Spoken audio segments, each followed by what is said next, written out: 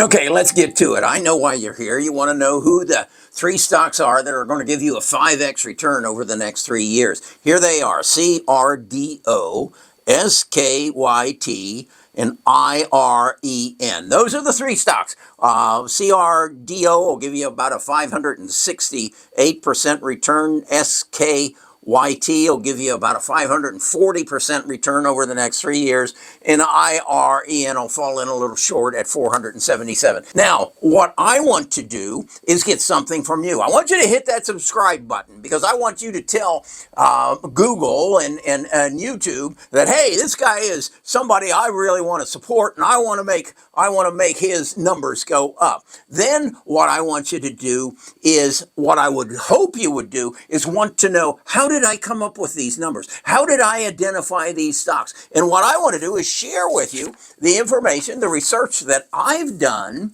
at a cost of $25,000 a month, so that you can make better investment decisions, so that you can understand, why are these stocks going to do what NVIDIA did over the last 3 years? Why are these the ones that are going to run? Why aren't the stocks that I know? Why isn't it Palantir? Why isn't it Tesla?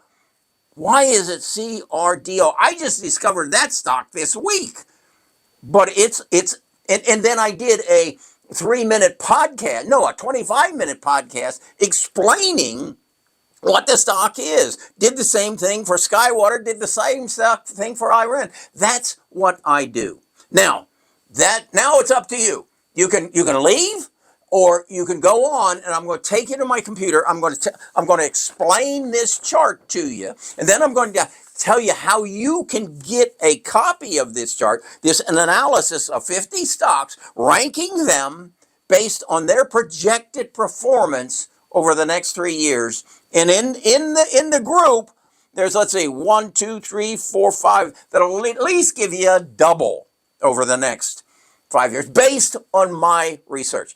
Let's do it. This is the best and worst AI stocks of 2025 through 2027. I first shared this with you yesterday, and since last night, I added 3-year price projections. What I've done is said, okay, if I have this data on the 3-year growth of earnings per share, their PEG ratio, and their current PE ratio, and ranked them based on that, that is to say, Apple has a PEG ratio of 3.37, which means it's grossly overpriced. So, and it's growing. It's projecting its earnings will grow at 11% per year, and it has a PE ratio of 32, which again is quite high, because what you're doing is you're paying for 32 years of their current earnings per share.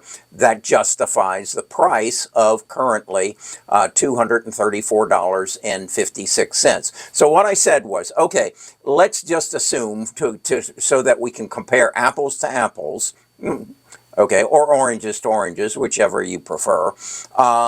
Let's say that Apple's stock price grew in direct relationship to the growth of their earnings per share. So what I've done is, you can see in this formula here, it's up here at the top, I took their current price and I multiplied it times 1 plus their growth rate. So that tells me that I'm going to grow this 243 by 11% in 2025, then again in 2026, and then again in 2027.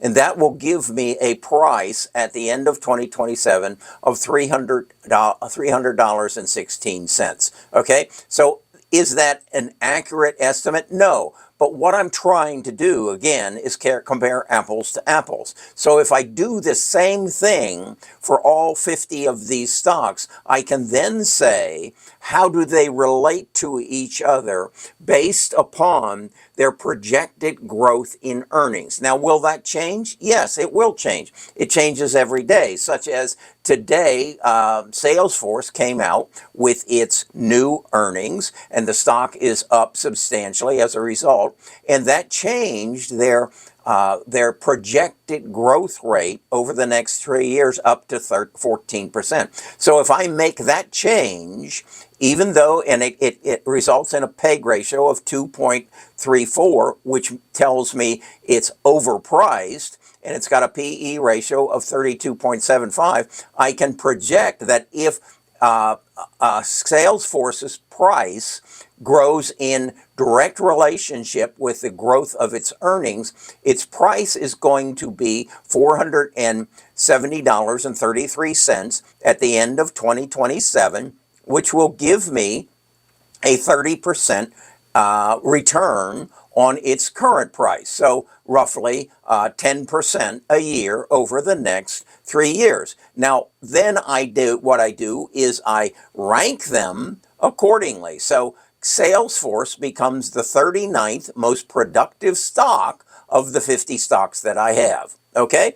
Right above it is CRDO. This is a stock I just became aware of this week, and I did a podcast on it. You'll find that on my cheat sheet that explains what CRDO is and why some analysts say this is the next NVIDIA, because it helps all these CPUs and GPUs and servers communicate with each other in the data centers, and it does it in a more efficient and less heat way. And so it is projected that it is going to grow based on its projected growth rate of earnings per share over the next 3 years of 156%.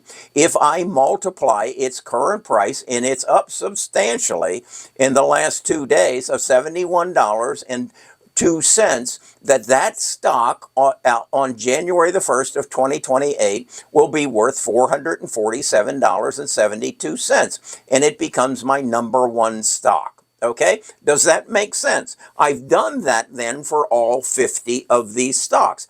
Is it in any way accurate that these are the prices the stocks will be on January the 1st, 2028? No. But what it does is it puts them all in perspective as to how they relate to each other. So you can look at it and say, okay, if I go and listen to Kerry's 25-minute explanation of what CRDO is, and I believe that that is a good stock, and if in fact it does grow at 156%, it will grow faster than Apple. Okay? Because of what you've learned, and because we're comparing apples to apples. Now, I've done that for every stock. Here is SkyWater. SkyWater is my number 2 stock, and if you go and look at it, you will see that it is projected to grow at 135%. But what you'll learn is in 2025, it will have a negative number. And why is that? Because if you'll go and listen to what SkyWater does, you'll find out they are a foundry. They make chips. They make chips for the U.S. military. They are gearing up. They have benefited from the CHIP Act. The U.S. military does not want their chips made in Taiwan or in Korea. They want them on shore. And so SkyWater is their choice.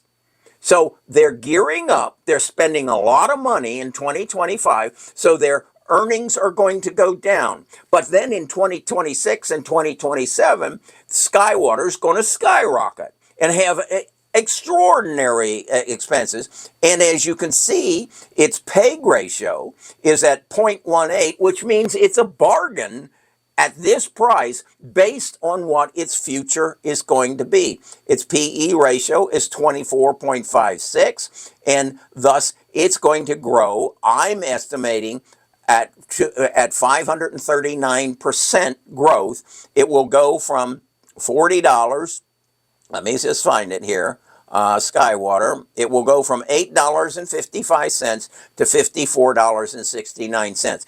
Now again, is that an in-stone number? No.